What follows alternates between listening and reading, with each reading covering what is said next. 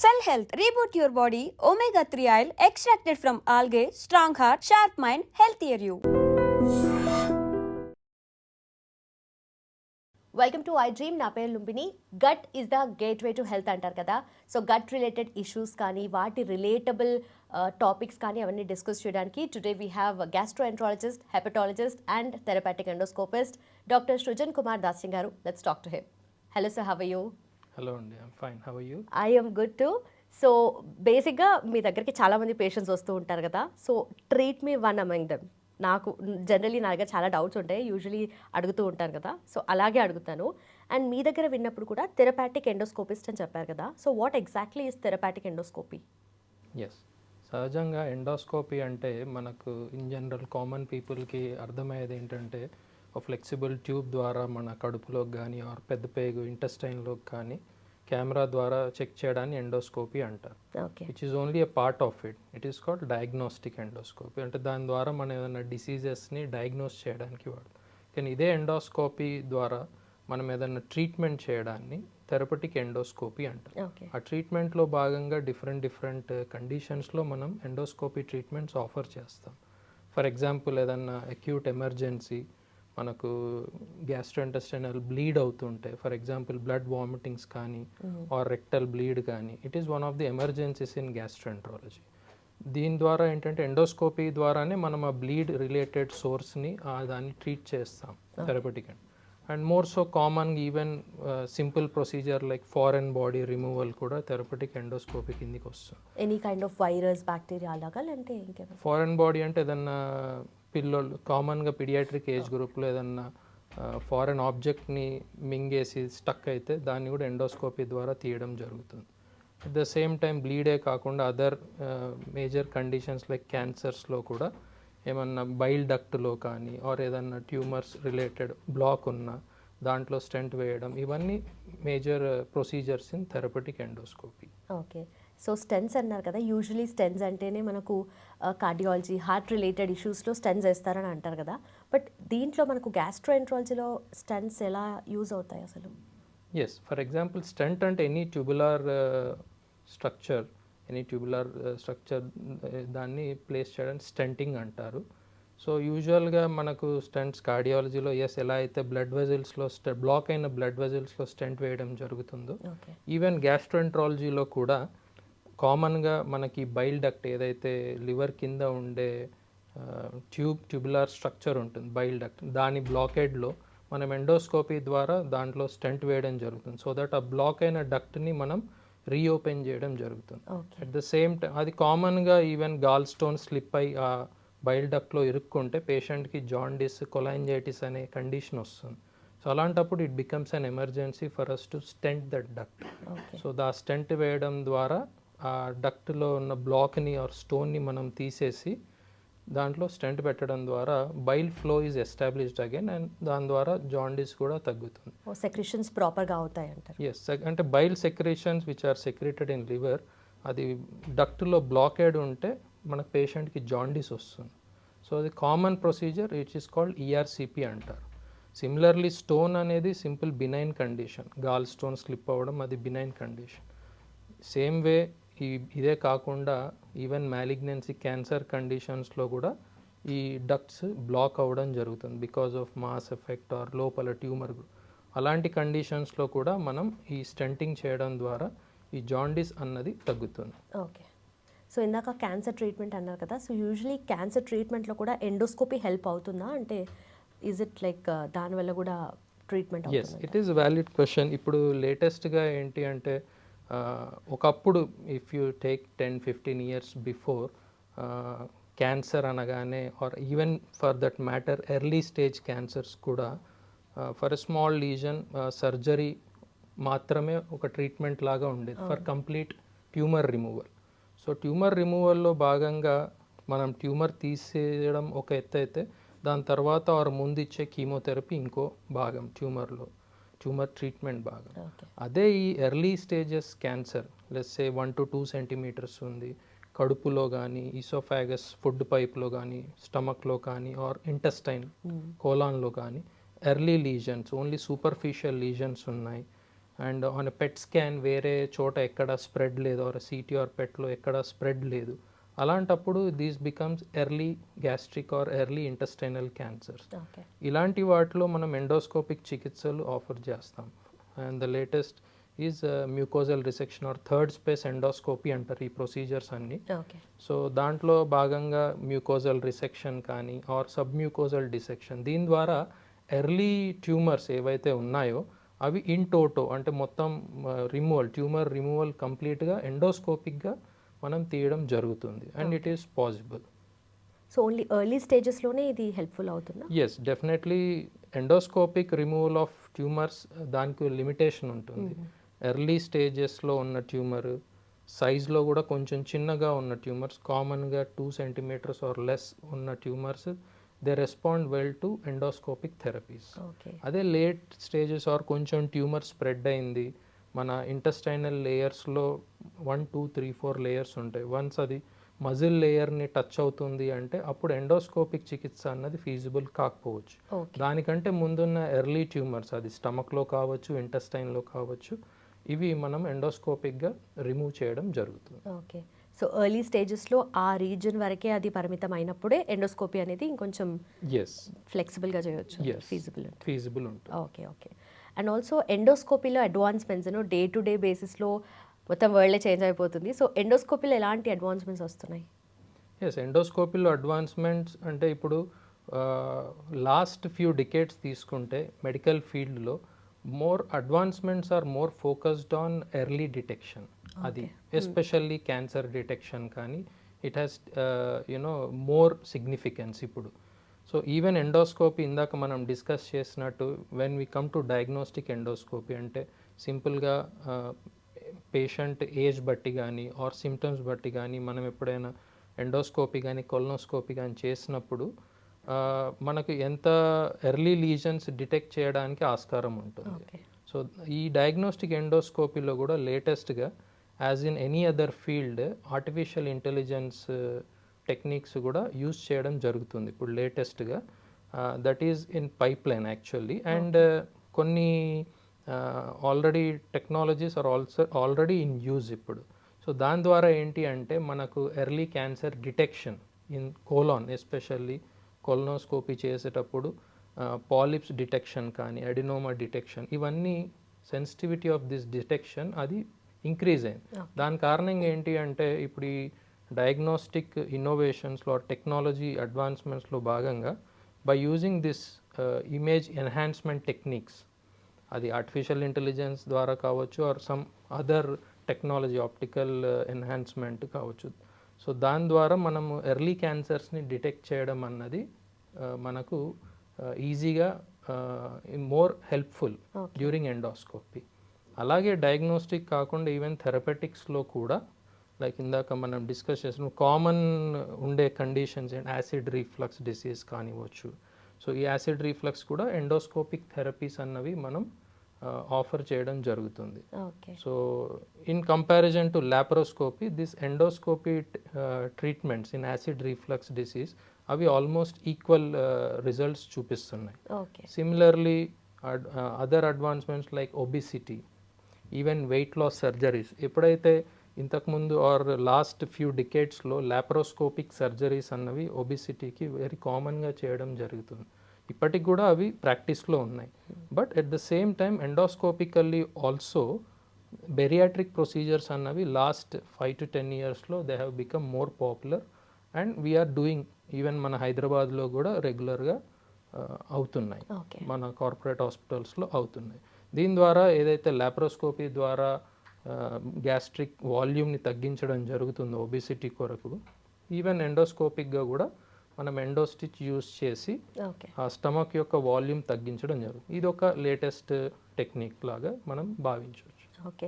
So నాకు ఇక్కడ doubt ఏమొచ్చిందంటే usually doctors వాళ్ళ నేమ్స్ రాసుకునే ముందు డాక్టర్ అని రాస్తారు అండ్ ఆల్సో ఎండ్లో లాప్రోస్కోపిక్ సర్జన్ అంటారు, ఎండోస్కోపిస్ట్ అంటారు, at the same time bariatric surgery అంటారు కదా. సో ఇది అసలు అంటే జనరలీ వినంగానే ఇప్పుడు గ్యాస్ట్రోఎంట్రాలజీ అంటే రిలేటెడ్ టు గట్ అని అర్థమవుతుంది కదా. సో ఈ మీరు ఇందాక చెప్పిన టర్మ్స్ కూడా జనరలీ జనాలకు అర్థం అవ్వాలి అంటే ఒక వర్డ్లో ఒక లైన్లో ఎలా చెప్తారు? What are the differences between these three? Okay.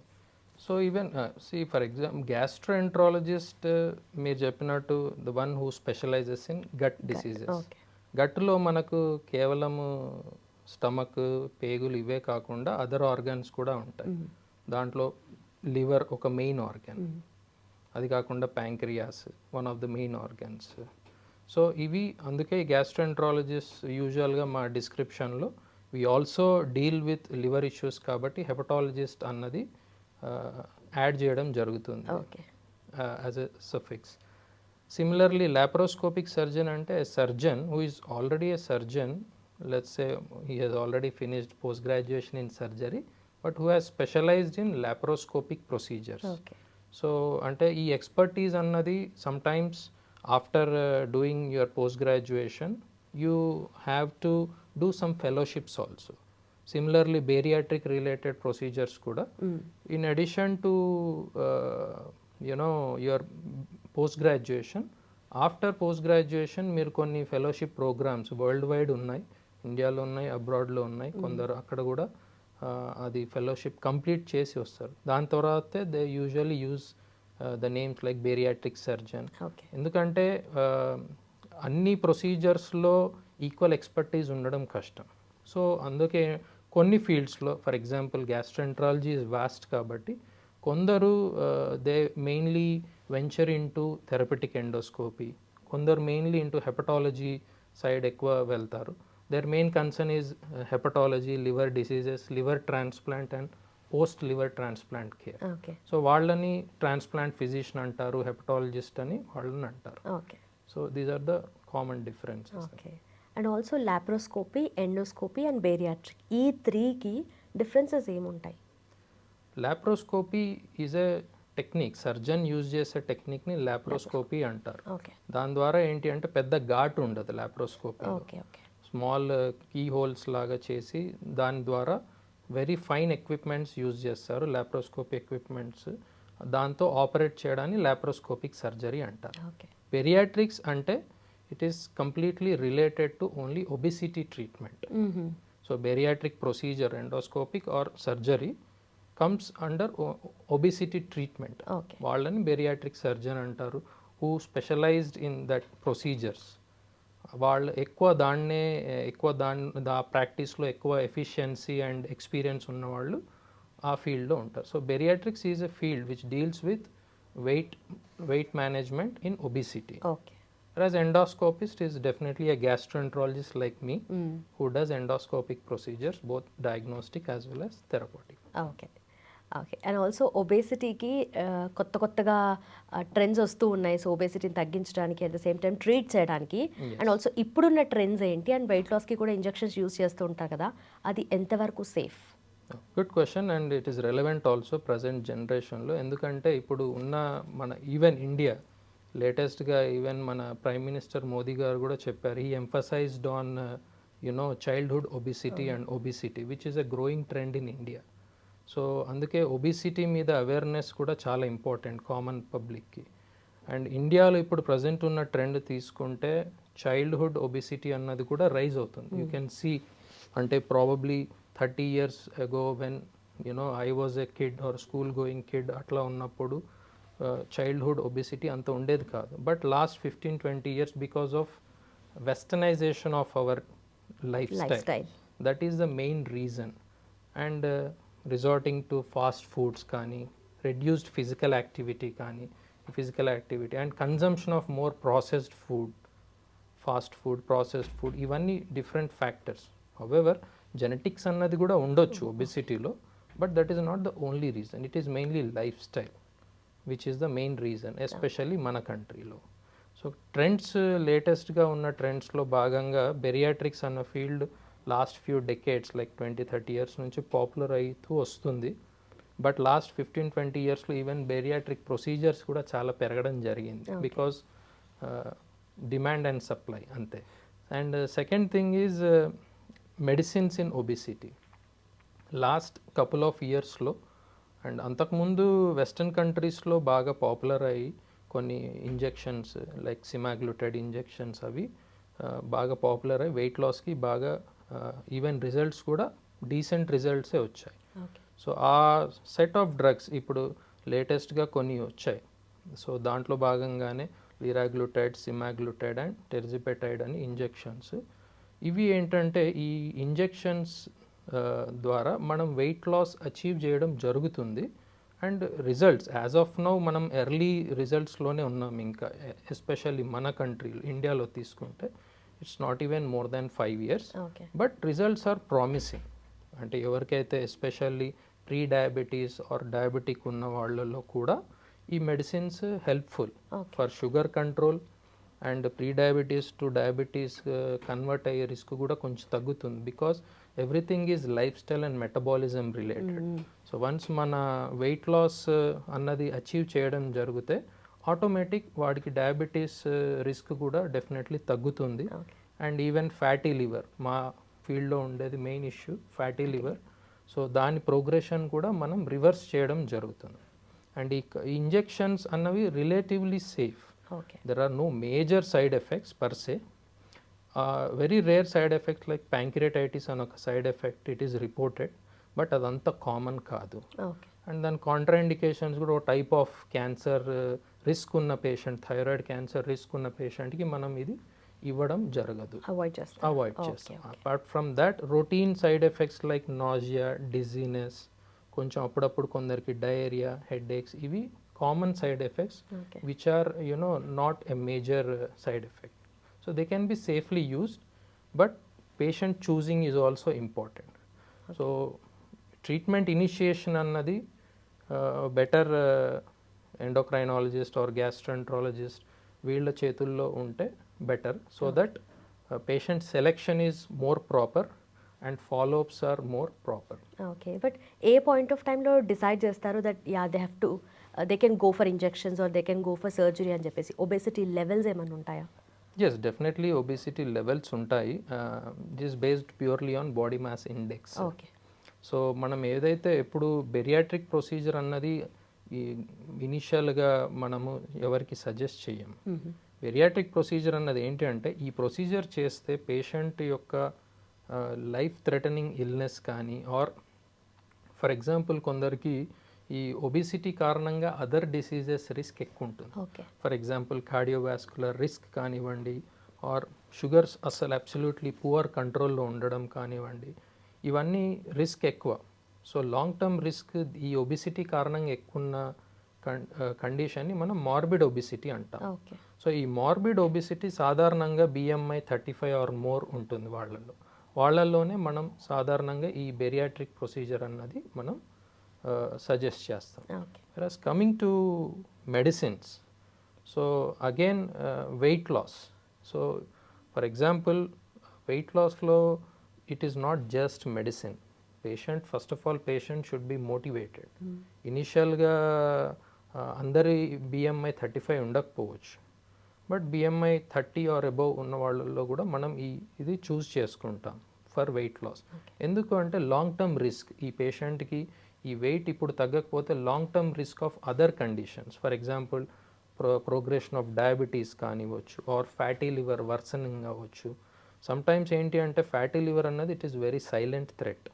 అది అందరికీ ఫ్యాటీ లివర్ స్లోగా గ్రో అవుతూ ఉంటుంది. ఒక లివర్ ఫంక్షన్ టెస్ట్ అబ్నార్మల్ అవ్వడానికి చాలా సమయం పట్టవచ్చు. అప్పటికి కొన్నిసార్లు కొందరిలో ఇర్రివర్సిబుల్ డ్యామేజ్ కూడా లోపల జరగవచ్చు. There is a possibility. So అలాంటప్పుడు ఏంటి అంటే మనం మెయిన్గా ఈ వెయిట్ అండ్ BMIని మేనేజ్ చేయడం, ఆర్ పర్సన్ రిస్క్ ఏంటి, వాడి లివర్ స్టేటస్ ఏంటి, ఆర్ అదర్ కండిషన్స్ ఏమైనా ఉన్నాయా. ఫర్ ఎగ్జాంపుల్ పర్సన్కి ఏమైనా వైరల్ హెపటైటిస్ ఉందా which is already a threat for his liver health, or person రెగ్యులర్గా ఆల్కహాల్ కన్జ్యూమ్ చేసేవాడా. ఇలాంటి అన్ని ఫ్యాక్టర్స్ మనం దృష్టిలో తీసుకొని ఇఫ్ యూ ఫీల్ దట్ ఈ వెయిట్ లాస్ కారణంగా పేషెంట్కి long term improvement in his liver health and other conditions బాగా ఉంటాయి అనుకుంటే మనం డెఫినెట్లీ ఇంజెక్షన్స్ అన్నవి సజెస్ట్ చేస్తాం. ఓకే. సో మీరు మెన్షన్ చేసినట్టుగా LFT లివర్ ఫంక్షన్ టెస్ట్ చేసుకోకపోతే అంటే ఫ్యాటీ లివర్ ఉందన్న సైన్స్ ఏమీ అంతగా తెలియదు కదా, మీరు అన్నట్టుగా అంత సైలెంట్ కిల్లర్ లాగా. Yes, definitely it is very silent disease. And సాధారణంగా మనకు ఏంటి అంటే సపోజ్ పేషెంట్కి అసలు డయాబెటీసే లేదు, sometimes we see this also that పేషెంట్కి ఎటువంటి డిసీజ్ కానీ ఎటువంటి other comorbidities long term diseases ఏమీ లేకుండా ఉంటారు. ఓకే. ప్రజెంట్ అవ్వడమే లివర్ డిసీజ్ యొక్క complication. Like sometimes it is jaundice or sometimes it is GI bleed. Because liver డిసీజ్లో there is a condition varix అని డెవలప్ అవుతాయి ప్రెషర్స్ కారణంగా. సడన్గా వాళ్ళకి బ్లడ్ వామిటింగ్స్ అట్లాంటివి కూడా జరుగుతాయి. ఓకే. సో ఇలాంటివి ప్రజెంటేషన్ చూస్తాం. సైలెంట్గా లివర్ డిసీజ్తో డైరెక్ట్ ప్రజెంట్ అయ్యే వాళ్ళని చూస్తాం. అందుకని ఇప్పుడున్న ట్రెండ్ ఏంటి అంటే స్క్రీనింగ్ ఈజ్ వెరీ ఇంపార్టెంట్. అంటే way do we stand at least young person or 30-35+ ఉన్న వాళ్ళు regular screening, they should probably screen their cholesterol levels ఎలా ఉన్నాయి, at least yearly once sugar check చేసుకోవడం. These are better suggestions for any young or middle aged group persons. So దాని ద్వారా and లేటెస్ట్గా మనకు fibro scan అని కూడా ఒకటి ఉంది లివర్లో, which will pick up the initial stages or even మనకు సైలెంట్ లివర్ డిసీజ్ని కూడా అది లివర్ ఎంత స్కారింగ్ జరిగింది, ఎంత ఫైబ్రోసిస్ ఉంది అన్నది మనకు మెజర్ చేస్తుంది. ఫ్యాటీ లివర్ యొక్క సివియారిటీ ఎట్లా ఉంది అన్నది అది సింపుల్ నాన్ ఇన్వేజివ్ టెస్ట్, దాని ద్వారా కూడా మనం డిటెక్ట్ చేయొచ్చు. Okay. And also surgery without any like blade లేకుండా, వితౌట్ బ్లేడ్లెస్ అంటారు కదా, సో అంటే ఎంతవరకు ఉంటుంది, ఎంత ఏమైనా స్కార్ కానీ అట్లా ఏమైనా లీవ్ అవుతుందా? దేని గురించి? ఎనీథింగ్ రిలేటెడ్ టు ఎండోస్కోపీ కానీ లాప్రోస్కోపీ కానీ. Endoscopy is purely scarless. Endoscopy is a natural orifice procedure. We either go through mouth or through the anus. Colonoscopy related procedures అన్నవి బాటమ్ anal canal నుంచి చేస్తాము. Endoscopy related అన్నది oral cavity mouth నుంచి చేస్తాం. So endoscopy ప్రొసీజర్లో ఎప్పుడు కానీ ఎటువంటి scar ఉండదు. Laparoscopy definitely any surgery has a scar, but laparoscopy అన్నది చిన్న స్కార్స్ ఉంటాయి అండ్ కాస్మెటికల్లీ బెటర్ స్కార్స్ అవి compared to traditional laparotomy which is wide, కొంచెం పెద్దగా లీనియర్ స్కార్ ఉంటుంది. బట్ అగైన్ ఇది అన్ని సర్జరీస్ లాప్రోస్కోపికల్ చేయాలి అని కాదు, it is again case by case. కొన్ని కేసెస్లో నీడ్ ఉంటే yes, depending on the emergency and other factors they have to do a open surgery as well. Okay. And also AI influence కానీ AI usage కానీ పెరుగుతుంది కదా, మీరు కూడా ఇందాక మెన్షన్ చేశారు దట్ గ్యాస్ట్రోఎంట్రాలజీలో కూడా ఏఐ యూస్ చేస్తారు అని చెప్పి, అది ఇప్పుడు ఇంప్లిమెంటేషన్లో ఉందా? ఎస్, ఏఐ అన్నది ఇప్పుడు యాజ్ ఆఫ్ నో గ్యాస్ట్రోలో ఇంప్లిమెంటేషన్లో ఉన్నది ఏంటి అంటే ఎర్లీ క్యాన్సర్ డిటెక్షన్, ఎండోస్కోపికలీ విజువల్లీ దాని ఇమేజింగ్ ఎన్హాన్స్మెంట్ లెవెల్లో దానికి ప్రస్తుతానికి ఏఐ టెక్నిక్ అది ఇంప్లిమెంటేషన్లో ఉంది ఇప్పుడు. అది మోర్ కమర్షియల్ యూజేజ్గా రావడానికి it will take some time and other maybe techniques కానీ వాటిలో రావడానికి ఇంకొంచెం సమయం పట్టవచ్చు. But as of now for image enhancement దానికి ఇప్పుడు ప్రస్తుతానికి which is in the near future you can expect that. Okay. And also ఎంతవరకు reliable AI? At the end of the day, AI is just supplementary, in my opinion. Of course, at the end of the day, human brain is very Far important. superior antara? Yes. So, AI should be used as a supplementary tool. Okay. At the end of the day, we all work for a better prognosis, patient benefit koraku. If that is benefiting the patient, yes, why not use AI? No problem. But at the end of the day, nobody can replace a doctor. Perfect. And also usually ఇప్పుడు gastroenterology ఫీల్డ్లో emergencies ఏమున్నాయి and how do you attend them?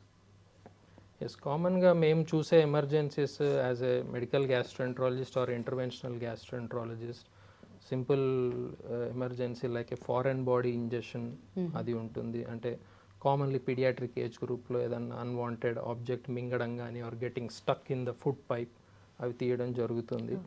And most common emergency, other common emergencies like bleeding. So ఈ bleeding అన్నది peptic ulcer bleeding రావచ్చు, కడుపు భాగం are intestine భాగంలో నుంచి సివియర్ ప్రొఫ్యూజ్ బ్లీడింగ్ అయ్యి పేషెంట్కి చాలా బ్లడ్ తక్కువ అవ్వడం జరుగుతుంది. అలాంటప్పుడు ఎమర్జెన్సీగా స్టెబిలైజ్ చేసి ఎండోస్కోపిక్గా ఆ బ్లీడ్ని ఆపడం జరుగుతుంది. డిఫరెంట్ టెక్నిక్స్ ఉంటాయి.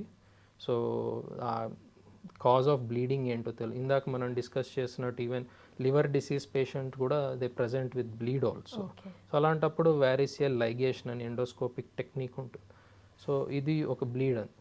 Other conditions like even severe jaundice కొలాంజైటిస్లో ఉంటారు. అలాంటప్పుడు ఇందాక మనం చెప్పినట్టు ఎమర్జెన్సీ ఈఆర్సిపి చేసి స్టంటింగ్ చేయడం జరుగుతుంది టు రిలీవ్ ఆర్, ఎందుకంటే ఆ జాండిస్ ఆ బ్లాక్ రిలీవ్ చేయకపోతే పేషెంట్ సెప్సిస్ అన్నది వర్సన్ అయ్యి ఫర్దర్ జనరల్ కండిషన్ బాగా డిటీరియేట్ అవ్వచ్చు. ఓకే. సో ఇవి common emergencies. Apart from that routine acute abdomen emergency, severe pain abdomen, sometimes needing emergency surgeries also, which is field of surgical gastroenterology. Okay.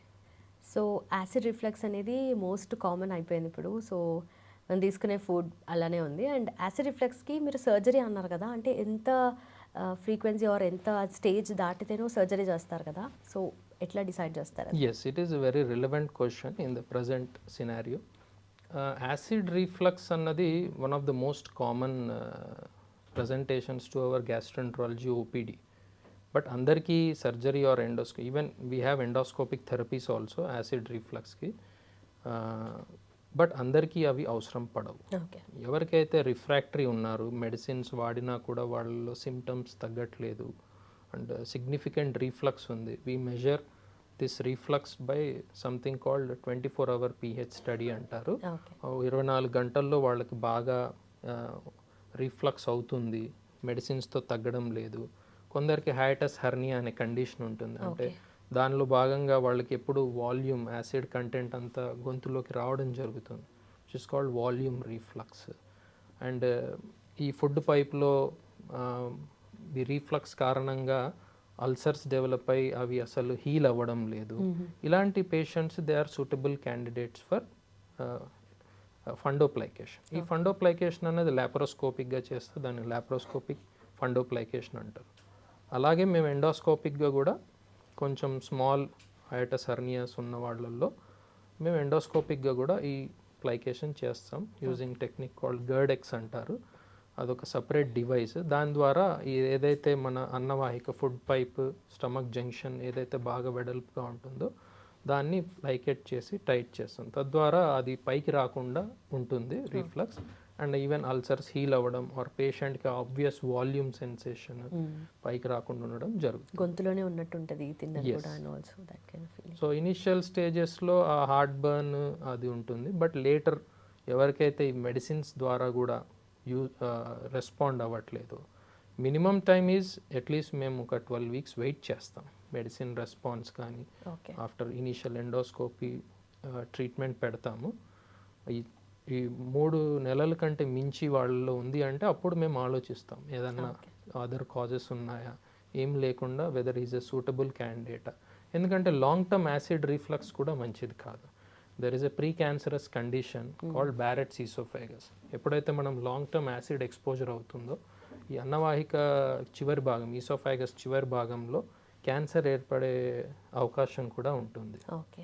So ఇదంతా ఏంటి అంటే regular follow-ups ఉంటే మనం ఎర్లీగా pick చేయొచ్చు. Detect చేయొచ్చు. Otherwise long term acid reflux అన్నది it is one of the causes for oesophageal cancer. Okay. So అందుకని వాళ్ళలో రిస్క్ ఎక్కువ ఉందని మనకు అనిపిస్తే డెఫినెట్లీ మనం ఆ యాసిడ్ రిఫ్లక్స్ని ఆపాలి. ఓకే. బట్ ఏదైనా యాసిడ్ రిఫ్లక్స్ అనేది అంటే చిన్నగా స్టార్ట్ అయ్యి ఓకే దాన్ని ఇగ్నోర్ చేస్తూ ఉంటారు కదా చాలామంది, సో అది నెక్స్ట్ లెవెల్కి వెళ్తుంది or this may be a problem అని ఏ పాయింట్ ఆఫ్ టైంలో అనిపించాలి ఒక పేషెంట్కి? ఫస్ట్ ఆఫ్ ఆల్ రొటీన్గా over the counter medicines long టర్మ్గా తీసుకోవడం మానేయాలి. సమ్టైమ్స్ కొందరు ఈవెన్ మేము కామన్ ప్రాక్టీస్లో చూస్తూ ఉంటాము 6 months 1 year కూడా వాళ్ళు మెడిసిన్స్ వాడి వస్తూ ఉంటారు. ఓకే. సో అది sometimes even without doctor prescription కూడా చూడడం జరుగుతుంది. సో ఫస్ట్ ఆఫ్ ఆల్ ఆ ప్రాక్టీస్ మానేయాలి. ప్రతి ట్రీట్మెంట్కి ఒక స్పెసిఫిక్ పీరియడ్ ఉంటుంది.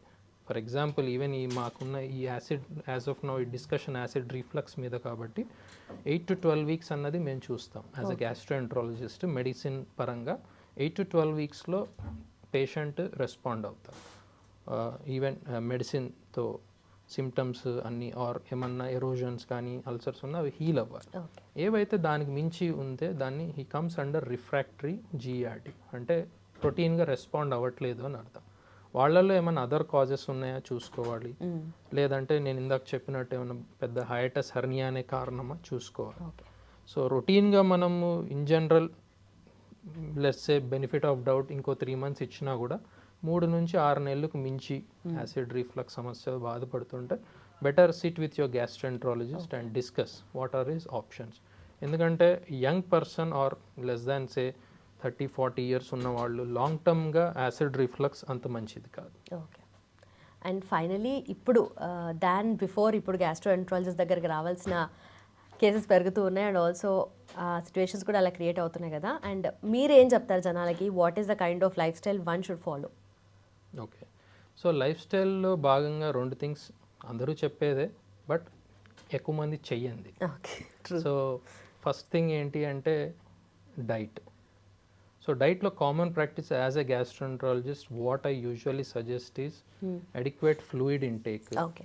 and regular consumption of fruits and as much as possible avoiding processed food కానీ ఫాస్ట్ ఫుడ్ కానీ. ఎందుకంటే మనకి ఎవ్రీథింగ్ కొన్ని hundreds of years ముందు చెప్పింది every disease starts in gut, that is very valid. So ఈ 3 things avoid చేస్తే better. So fried fatty food ఎక్కువ తీసుకోవడం కానీ, fast food and processed food వీటికి దూరంగా ఉండడం better. And second thing lot of fibre తీసుకోవాలి. డైట్లో ఫైబర్ ఇంక్లూజన్ వెరీ ఇంపార్టెంట్. కామన్గా అది మనకు ఉండే గ్రెయిన్స్తో కాకుండా రెగ్యులర్ ఫ్రూట్ కన్జంప్షన్, ఎందుకంటే fruits are rich in anti oxidants, vitamins కూడా ఉంటాయి. కాబట్టి మన బాడీ హీలింగ్కి కూడా ఫ్రూట్ చాలా important. So fruit consumption, adequate fluids at least 2 to 3 liters of water తీసుకోవడం and most importantly physical activity. Okay. ఎంతవరకు డైట్ ఒకటే కాదు, ఫిజికల్లీ యాక్టివ్ కూడా ఉండాలి. At least what I recommend is 4 to 5 days of physical activity in a week, at least 30 minutes. ఒకవేళ మీరు 45 minutes వరకు చేయగలిగితే you can do at least minimum 3 days a week చేస్తే సరిపోతుంది.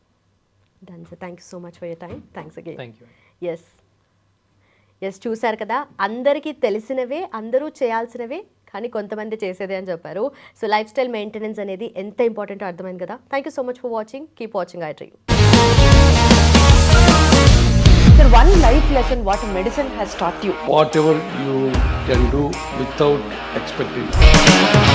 బట్ ఐ రియలీ బిలీవ్ మన పాజిటివ్ యాటిట్యూడ్ ఉంటేనే మనం ఏదైనా సాధించగలం. గట్ని మనం కరెక్ట్గా డీల్ చేసినట్లయితే అది మనకి పాజిటివ్ హార్మోన్స్ని రిలీజ్ చేస్తుంది. షుగర్ వచ్చిన వాళ్ళ పరిస్థితి ఏంటి? పొట్ట దగ్గర పెరిగితే దాన్ని ఆండ్రాయిడ్ అంటారు, ఆండ్రాయిడ్ ఫోన్ కదా. అసలు థాట్స్ ఎందుకు వస్తాయి? బ్రెయిన్ డెడ్ అంటే దానికి ప్రపంచం అంతా కూడా కొన్ని నిర్దిష్టమైనటువంటి లక్షణాలు.